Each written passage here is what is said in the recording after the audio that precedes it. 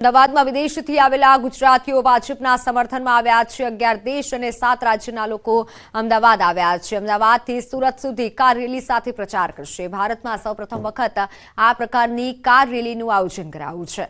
America, Dubai, Australia, New Zealand જેવા દેશોમાંથી લોકો આવ્યા છે। વિદેશમાં રહેતા મૂળ ભારતીય નાગરિકો પીએમ મોદીના સમર્થનમાં રેલીમાં જોડાયા છે। જગદીશ વિશ્વકર્મા, ભૂપેન્દ્રસિંહ ચુડાસમાએ રેલીને ફ્લેગ ઓફ કરી હતી। આ રેલીમાં 100થી વધુ કાર જોડાઈ હતી। ઇન્ચાર્જ ડોક્ટર વિજય ચૌથાઈવાલા, નીરવ પટેલ સહિતના મહાનુભાવો પણ ઉપસ્થિત રહ્યા હતા।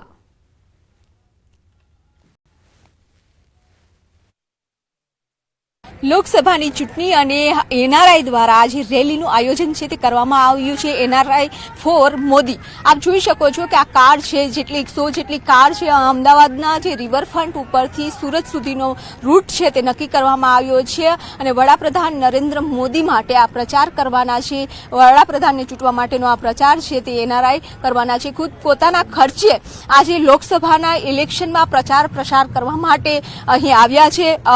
તમામ જે લોકો છે કે અહીં રેલી સ્ટાર્ટ થશે અને ત્યારબાદ સુરતમાં સમાપન થવાનું છે। આપણી સાથે છે વાસુદેવભાઈ। સાહેબ, અત્યારે એનઆરઆઈ દ્વારા જે કેમ્પેન કરવામાં આવી રહ્યું છે, શું કહેશો? એમાં બે રીતનું કેમ્પેનિંગ કહી શકાય। એક અમારા સ્વાર્થની વાત કહું પહેલા તો, since we are the NRI, we do not have right to vote, we can not go for any election or we can not be nominated, છતાં અમે અમારા સ્વ ખર્ચે આવ્યા છીએ।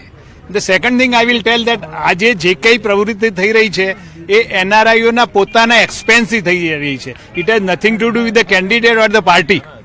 વાતાવરણ જોઈ રહ્યા છે, દરેકના મોઢા પ્રફુલ્લિત છે, દરેક જણ તત્પર છે કંઈક મોદી સાહેબ માટે કરવા માટે। વાસુદેવભાઈએ કીધું, દરેક જણ 8,000, 9,000, 10,000, not only America, UK, Australia, New Zealand, Africa બધેથી આવ્યા છે અને અહીંથી અમે દરેક લોકસભામાં જઈશું, એમના પ્રતિનિધિને મળશું, એમની જોડે વાત કરશું અને એમનો જોડે પ્રચાર કરતા 9 લોકસભામાં અમે દરેક જગ્યાએ સ્ટોપ થતા જવાના છીએ। આજે વિશ્વ લેવલે કર્યું છે એના સમર્થમાં આજે દરેક એનઆરઆઈ પોતાના ગામ, મોહલ્લા, શેરી, શહેરમાં પોતાના જે રિલેટિવ છે, સંબંધી છે, એને વોટ આપવા માટે ઉત્સાહિત કરશે અને સાથે મોટી સંખ્યામાં લોકો વોટ કરવા માટે બહાર નીકળે અને દેશના હિતમાં, દેશના વિકાસમાં સહભાગી બને એ માટે આ રેલીનું આયોજન કરેલું છે। આજે લગભગ 300થી વધારે એનઆરઆઈઝ અહીંયા રેલીમાં જોડાયા છે અને ખૂબ મોટી સંખ્યામાં આગળ આણંદ, નડિયાદ અને સુરતથી પણ જોડાવાના છે અને આજના દિવસે ખૂબ મોટી સંખ્યામાં પ્રચાર અને પ્રસાર માટે લોકો જોડાયા છે। લોકો સુધી પહોંચવા માટે, પ્રચાર કરવા માટે એનઆરઆઈ પોતાના સ્વખર્ચે અહીં આવ્યા છે। અમદાવાદથી આ રેલીનું પ્રસ્થાન થઈ સુરતમાં સમાપન થવાનું છે અને લોકો સાથે સંપર્ક કરી વિદેશમાં કેટલી નામના કમાઈ છે ભારતે તેનો પણ તેઓ સંપર્ક કરી લોકોને માહિતગાર કરવાના છે। કેમેરામેન ખેંગાર રાઠોડ સાથે બીપુ પટેલ, ન્યૂઝ 18 ગુજરાતી, અમદાવાદ। તો હાલ ડ્રગ્સના કાળા કારોબાર પર મોટી સ્ટ્રાઇક, ગુજરાત એટીએસ અને એનસીબીનું સંયુક્ત સફળ ઓપરેશન। ગુજરાત અને રાજસ્થાનમાં 3 સ્થળો પર પાડવામાં આવ્યા દરોડા, 10થી વધુ આરોપીઓની કરાઈ ધરપકડ। દરોડામાં ફેક્ટરીમાંથી ડ્રગ્સ અને રો મટીરિયલ મળી આવ્યું। ફેક્ટરીમાં અલગ અલગ ડ્રગ્સ માટેનું રો મટીરિયલ તૈયાર કરવામાં આવતું હતું। ડ્રગ્સ બનાવી અન્ય રાજ્યો અને અન્ય દેશોમાં મોકલાતું હતું। ડ્રગ્સ કૌભાંડ કેસમાં મોટો ખુલાસો, 230 કરોડનું કૌભાંડ હોવાનું એટીએસની તપાસમાં સામે આવ્યું। હ્યુમન ઇન્ટેલિજન્સ અને ટેકનિકલની મદદ લઈ તપાસ કરાઈ। ડીજીપી વિકાસ સહાયે પ્રેસ કોન્ફરન્સ કરી સમગ્ર કૌભાંડ મુદ્દે માહિતી આપી। રાજસ્થાનના સિરોહી અને ગુજરાતમાં પીપળજ, અમરેલી સહિત 4 સ્થળ પર દરોડા, કરોડો રૂપિયાના ડ્રગ્સ સહિતના મુદ્દામાલ સાથે 12થી વધુ આરોપીઓની ધરપકડ। વાપીની જીઆઈડીસીમાંથી રો મટીરિયલ મોકલાતું હોવાનો થયો ખુલાસો। ડ્રગ્સ ઝડપાવવા મુદ્દે કોંગ્રેસ પ્રવક્તા ડોક્ટર મનીષ જોશીનું નિવેદન, કહ્યું કે પહેલા દરિયા કિનારે ડ્રગ્સ પકડાતું હતું અને હવે ઘરમાં જ બની રહ્યું છે ડ્રગ્સ। ફેક્ટરીમાં અકાઉ સામે કાર્યવાહીને લઈને ઉઠ્યા સવાલ। મહેસાણા બેઠકના ભાજપ ઉમેદવાર હરિ પટેલનો પૂરજોશમાં પ્રચાર। હસનપુર ગામમાં ટ્રેક્ટરમાં બેસી હરિ પટેલે કર્યો પ્રચાર। અગાઉ કોંગ્રેસના ઉમેદવાર રામજી ઠાકોરે ટ્રેક્ટર ચલાવી અને કર્યું હતું ફોર્મ। ડીસામાં રોડ શોમાં ગેનીબેન ઠાકોરનો હુંકાર, દીકરીઓ અને મહિલાઓની સુરક્ષાને લઈને થયા લાલગુમ। શૈક્ષણિક સંસ્થાઓમાં સામાજિક તત્વોને આપી ચેતવણી, બેન દીકરીની સુરક્ષામાં ગેનીબેન પીછેહટ નહીં કરે, કુદરત ત્યાં દેર નથી અંધેર નથી। કુદરતને ત્યાં દેર છે અંધેર નથી. બનાસકાંઠાના ડીસામાં કોંગ્રેસ ઉમેદવાર જ્ઞાનીબેન ઠાકોરે ડીસામાં રોડ શો યોજ્યો. ડીસાના હવાઈ પિલ્લરથી ડીસાના વિવિધ માર્ગો પર રોડ શો કર્યો. જ્ઞાનીબેનના રોડ શોમાં મોટી સંખ્યામાં કોંગી કાર્યકર્તાઓ અને લોકો કોંગ્રેસના આગેવાનો પણ જોડાયા. ભાવનગર બેઠકના ભાજપ ઉમેદવાર નીમુબેન બામણિયાએ ગઢડા તાલુકાના ગ્રામ્ય વિસ્તારોમાં પ્રચાર કર્યો. ટાટમ ગામમાં નીમુબેનનું ઢોલ નગારાના તાલે સ્વાગત કરાયું. માલધારી સમાજની ઓળખ રૂપી પાઘડી પહેરાવી શુભેચ્છાઓ પણ પાઠવી. દિયોદરના જાડા ખાતે સીઆર પાટીલે રેખાબેનના સમર્થનમાં કર્યો પ્રચાર. 100 ઢોલ વગાડી સીઆર પાટીલનું કરાયું સ્વાગત. ભાજપને જંગી બહુમતીથી જીતાડવા માટે કર્યું આહ્વાન. મહિલા અનામત લાભને લઈને સીઆર પાટીલના નિવેદન પર કોંગ્રેસની પ્રતિક્રિયા. કોંગ્રેસ પ્રવક્તા મનીષ દોશીએ કહ્યું કે લોકસભા ચૂંટણી જેમ જેમ નજીક આવે છે તેમ ભાજપ જૂઠાણું ફેલાવે છે. કાંકરેજના શિહોરીમાં ભાજપના ઉમેદવાર પરસથી ડાભીના કાર્યાલયનું થયું ઉદ્ઘાટન. ધારાસભ્ય અલ્પેશ ઠાકોર અને મંત્રી બળવંતસિંહ રાજપૂતના હસ્તે કાર્યાલય ખુલ્લું મુકાયું. કાર્યક્રમમાં ભાજપના નેતાઓ અને કાર્યકર્તાઓ મોટી સંખ્યામાં હાજર રહ્યા. નવસારીના લગ્ન પ્રસંગમાં જામ્યો રાજકીય માહોલ. વાસદામાં લગ્ન પ્રસંગ પૂર્વે યોજાયેલા સંગીત કાર્યક્રમમાં ધવલ પટેલના ગીતો પર ઝૂમ્યા લોકો. એક જ ચાલે ધવલ પટેલ જ ચાલેના ગીતો ઉપર લોકો નાચ્યા. દાહોદના ભાજપ મહામંત્રીનો હાઈટેક ચૂંટણી પ્રચાર. કારમાં જ બનાવ્યું હરતું ફરતું કાર્યાલય. મોબાઈલ કાર્યાલયમાં પ્રચારની સામગ્રી સહિત કોમ્પ્યુટર, પ્રિન્ટર, બેનર, માઇક અને સ્પીકર સહિતની સામગ્રી છે ઉપલબ્ધ. કારમાંથી જ કરાય છે સોશિયલ મીડિયાનું મેનેજમેન્ટ. મેઘરજના રેલાવાડામાં કોંગ્રેસ ઉમેદવાર તુષાર ચૌધરીએ યોજી સભા. 30થી વધુ સ્થાનિક યુવકો કોંગ્રેસમાં જોડાયા. આ સભામાં તુષાર ચૌધરીએ કોંગ્રેસની જીતનો વિશ્વાસ વ્યક્ત કર્યો.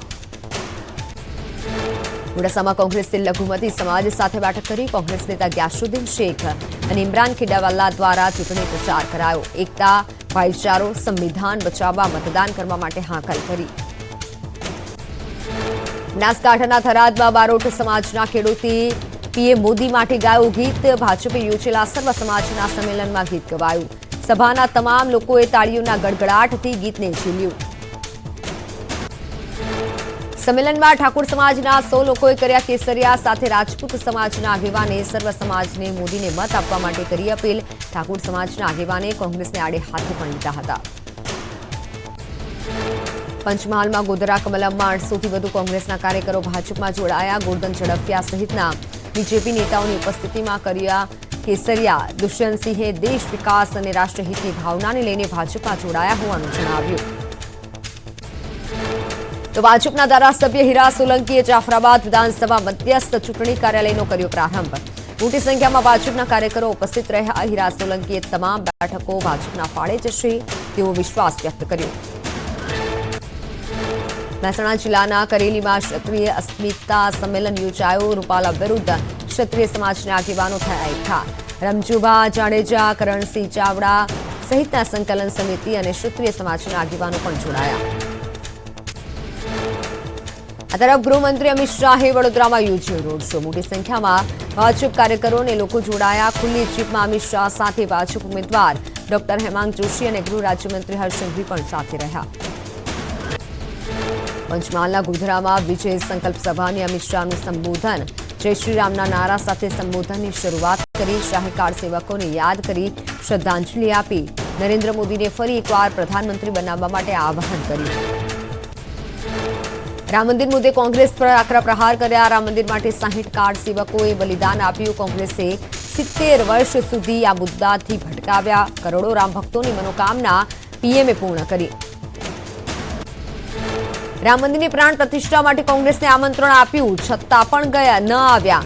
પેલી મત બેંક નારાજ થઈ જાય એટલે ન ગયા હોવાના શાહના પ્રહાર. કહ્યું કે કોંગ્રેસ ચર્યાના આધારે દેશ ચલાવવા માંગે છે. પોરબંદર લોકસભા બેઠકમાં આવતા જામ કંડરોણામાં અમિત શાહે સભા સંબોધી. કહ્યું કે તમામ 25 બેઠકમાં કમળ ખીલાવી નક્સલવાદ અને આતંકવાદ દૂર કરવા, ગરીબી દૂર કરવા કમળનું બટન દબાવજો અને મોદી સાહેબને ત્રીજી વખત વડાપ્રધાન બનાવજો. અમિત શાહે જામકંડોળામાં સભાને સંબોધી. કોંગ્રેસ પર આકરા પ્રહારો કર્યા. કહ્યું કે બંને ચરણમાં રાહુલ બાબાના સુપડા સાફ થઈ ગયા. અયોધ્યામાં રામ મંદિર મુદ્દે કોંગ્રેસ સરકાર 70 વર્ષ સુધી ભટકાવતી રહી. અમિત શાહે કહ્યું કે મોદી સાહેબનો સંકલ્પ છે કે 2047માં વિકસિત ભારત બનાવીશું. 10 વર્ષમાં મોદી સાહેબે કોંગ્રેસે કરેલો ખાડો પૂરવાનું કામ કર્યું. આવતા 5 વર્ષમાં ખાડો પૂરવાનો પાયો નાખવામાં આવશે. સૌરાષ્ટ્રમાં પાણીની સમસ્યા હતી. ગાંધીનગરથી ટ્રેન મારફત પાણી આવતું સૌરાષ્ટ્રને કોંગ્રેસ સરકારે જળ સંકટમાં ધકેલી હતી. મોદી સરકારે નર્મદા મારફત પીવાનું પાણી કચ્છ સુધી પહોંચાડ્યું. સમગ્ર સૌરાષ્ટ્રને ધમધમતું કરવાનું કામ મોદી સાહેબે કર્યું. કેન્દ્રીય ગૃહમંત્રી અમિત શાહે જયેશ રાદડિયાના ઘરે ભોજન લીધું. રાદડિયા પરિવાર સાથે મુલાકાત કરી. પોરબંદર લોકસભા ઉમેદવાર મનસુખ માંડવિયાના સમર્થનમાં જામકંડોરણામાં ગજવી સભા. ભરૂચના ખડોલી ગામમાં કેન્દ્રીય ગૃહમંત્રી અમિત શાહે સભા કરી. લોકસભા ઉમેદવાર મનસુખ વસાવાના સમર્થનમાં પ્રચાર કર્યો. અમિત શાહે કહ્યું કે આવો જનપ્રતિનિધિ નહીં મળે. ગડબડ કરશો તો અર્બન નક્સલ આવી અને આદિવાસી વિસ્તારને તહસ નહસ કરી નાખશે. અમિત શાહે મનસુખ વસાવાની પ્રશંસા પણ કરી અને કહ્યું કે મનસુખભાઈ એવું ભૂત છે કે જે એકેય ગામમાં ન ગયું હોય એવું બને જ નહીં. મનસુખભાઈનો પ્રચાર કોઈ સારામાં સારો કરી શકે તો મનસુખભાઈ ખુદ પોતે છે. અમિત શાહે આપ અને કોંગ્રેસ પર પ્રહાર કર્યા અને કહ્યું કે કોંગ્રેસ અને આપ ભેગા લડવા નીકળ્યા. મને કહેતા કોઈ સંકોચ નથી કે કોંગ્રેસ આદિવાસી વિરોધી, આપ આદિવાસીઓના મત લઈ આદિવાસીઓનું શોષણ કરનારી પાર્ટી છે.